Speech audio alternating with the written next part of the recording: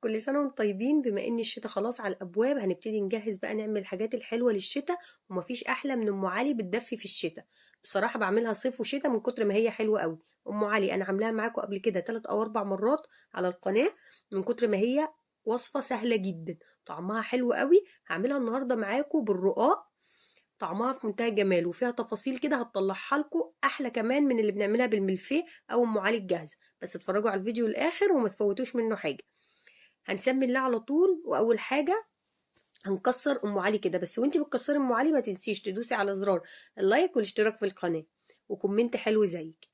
هنكسر طبعا الرقاق زي ما انت شايفه كده، ولو ما عندكيش لو عندك شويه رقاق مكسرين هيمشي حالهم، مفيش اي مشكله خالص. او تجيبي لف رقاق. كسرتهم كده وبعد كده هندخلهم الفرن في الرف الاوسط كده من الفرن، هنشغل الفرن وكل شويه هنبتدي نقلب فيهم لحد ربع ساعه تلت ساعه بالكتير هيدوكي اللون الحلو ده، بيبقى مقرمش قوي. عندك المروحه بتاع الفرن شغليها، ما عندكيش مفيش مشكله، وكل شويه قلبي فيه كده. هنركنهم بقى على جنب نسيبهم يبردوا، وبعد كده نجهز بقيه الحاجات بتاعه ام علي. تفاصيل حاجات سهله قوي، تفاصيل سهله قوي، بس هتفرق معاكي انك تطلع لك طاجن ام علي حلوه قوي، احلى من اللي بتجيبيه من بره كمان. انا معايا كيلو من اللبن، حطيت عليه كيسين من الفانيليا، وحطيت السكر هنا حسب الرغبه. انا حطيت 5 معالق سكر على كيلو اللبن، بس كانت مسكره قوي، انت ممكن تخليهم 4 لو مش بتحبي الحاجه حلوه قوي. حطيت شويه من جوز الهند عشان انا عايزه اخد كل نكهه جوز الهند في الحليب، لان انا بحب جوز الهند قوي. الخطوه دي ممكن تستثنيها، ما تحطيش جوز الهند في الحليب براحتك. هنحطه بقى يغلي، وفي الوقت ده عقبال اللبن بتاعنا ما يغلي معايا شويه لبن، ربع كوبايه من اللبن حطيت عليها متلجه، حطيت عليها 3 معالق من الكريم شانتيه الخام، وهقلبهم لحد ما يجمدوا. انا عايزه قوامهم ولا خفيف ولا تقيل، يعني قوام كده زي ما انتم شايفين، مش خفيف قوي ومش تقيل. وما حطيتش سكر مع ان ده خام، لان هتشوفوا دلوقتي انا هعمل ايه، فعشان كده ما حطيتش سكر. ولو كيس من الجاهز مفيش مشكله برضو هنعمل كيس. عندك مكسرات بقى اللي موجوده عندك، فول سوداني، زبيب، جوز هند، الموجود. انا حمصتهم طبعا شويه. نخش بقى على الحلاوه، بصوا الجمال بقى ده. قولوا لي ايه رايكم. ده الطاجن كان جوزي ربنا يبارك له كان جايبه لي هديه، مكتوب عليه مطبخ سمير. آه فقلت اعمل فيه ايه، قلت ما لقيتش احلى من ام علي اول حاجه اعملها فيه. فعملنا النهارده ام علي مع بعض. هنملى بقى الطواجن كده. قولوا لي رايكم ايه في الطاجن يا جماعه. هامله كده الطواجن بالرقاق، يعني هسيب ربعها كده فاضي. تمام.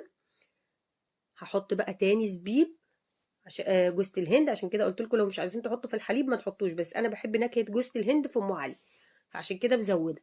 وهنحط بقى المكسرات بتاعتنا زي ما انتم شايفين كده، كل طاجن فيه شويه.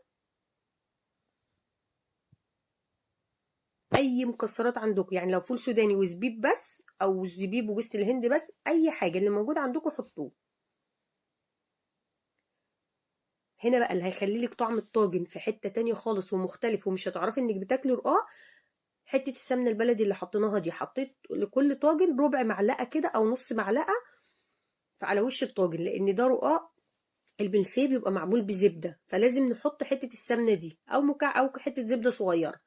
هنا كان خلاص اللبن غلى، ولازم اللبن يكون مغلي، ما نحطوش بارد. هامله الطواجن بتاعتي زي ما انتم شايفين كده.